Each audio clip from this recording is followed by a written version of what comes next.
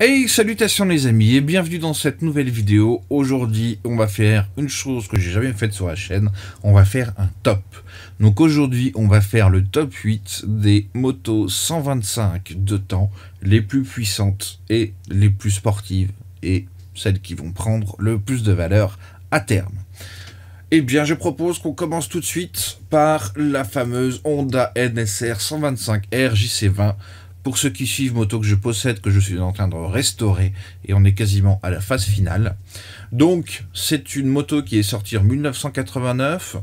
On la reconnaît tout de suite grâce à sa double optique ronde avant et ses jantes à hélice 3 bâtons, qui sont spécifiques au modèle JC20 de 89 et 90. On a un moteur qui fait 31 chevaux d'origine, c'est-à-dire qu'elle n'a jamais été sortie bridée. De toute façon, elle fera 31 chevaux. Et on a une vitesse annoncée GPS de 164 km/h, ce qui fait un bon 175 GPS. Donc ça fait partie des motos qui vont prendre de la valeur. Si vous en trouvez une en bon état, qui n'a pas été trafiquée, qui est d'origine dans les moins de 2000 €, allez-y tout de suite, ça fera prendre que de la valeur. Donc là, on a un NSR 125R, 31 chevaux, 164 km/h, ça c'est dit, bon gros freinage, pneus taille moyenne, voilà, on a tout ce qu'il faut pour une bonne sportive. Et pour bien sûr l'avoir, on n'est pas complètement allongé sur la moto, on a une position un petit peu intermédiaire. On passe à la suivante, directement chez Aprilia, donc la fameuse Aprilia RS 125, qui fait 34 chevaux à 11 000, et qui a par contre un couple de 2,5, alors qu'on est plutôt sur 2 sur les autres 125 de temps de cette puissance.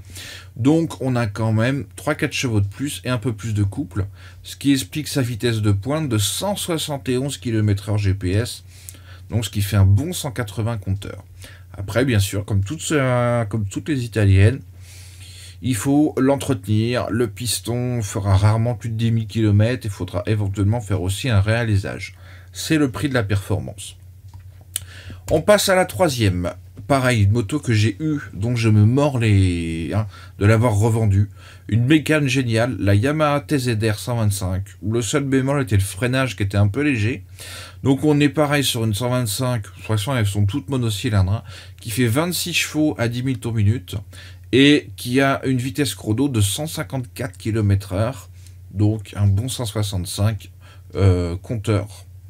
Voilà, très très bonne moto, démarrage kick et électrique, donc très intéressant.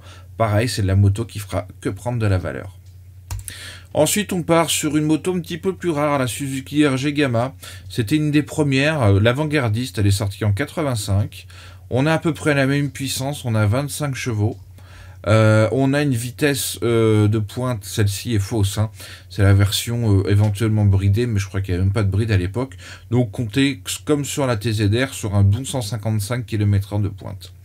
Le petit point négatif, ce sera son freinage qui est un peu léger, ses jantes qui font un peu type mobilette. Donc voilà, ça fait pas forcément consensus là-dessus, mais c'est pareil, c'est une moto qui va prendre des sous. Ensuite, on passe à la fameuse Cagiva Mito. Celle-là, c'est la première version. Donc, on a toujours le moteur qui fait 33,5 chevaux avec un couple de 1,9 et on est donné pour 164 km/h chrono. Donc, un bon 175 compteur. Très très belle machine. Ensuite, on passe sur la Cagiva Mito.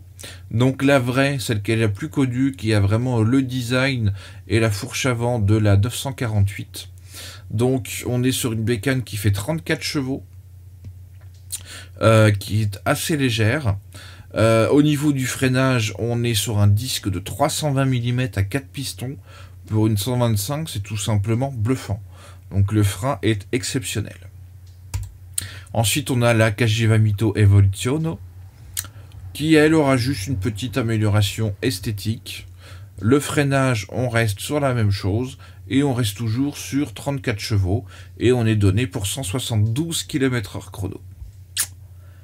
Et ensuite, on va terminer sur la moins bien, entre guillemets, du top, mais qui est quand même une machine sympathique. Donc là, c'est marqué 12, mais c'est des conneries, elle fait 26 chevaux en débridé. Donc la Honda 125 NSR, NSR 125 RR, une bonne machine, très performante, assez puissante. On peut compter sur un bon 150 km/h dessus.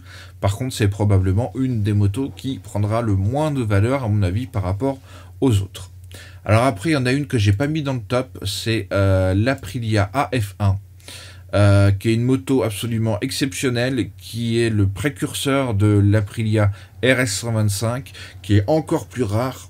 Donc on est sur une moto qui fait 30 chevaux, qui est donnée pour 168 km/h de vitesse en pointe. Et donc, à mon avis, l'Aprilia AF1, donc l'ancêtre de l'Aprilia RS125, est probable de prendre encore plus de valeur que la RS parce qu'elle est beaucoup plus rare. Voilà les amis, j'espère que ce petit top vous avait intéressé, c'est la première fois qu'on fait ça sur la chaîne. Comme d'hab, si vous avez aimé, n'hésitez pas à mettre un petit commentaire, un petit pouce en haut, comme ça je saurai que ça vous a plu, puis on recommencera. Soyez bienveillants les uns vers les autres, portez-vous bien les amis, c'était Chéri de Connaissance et Liberté, à la prochaine, ciao.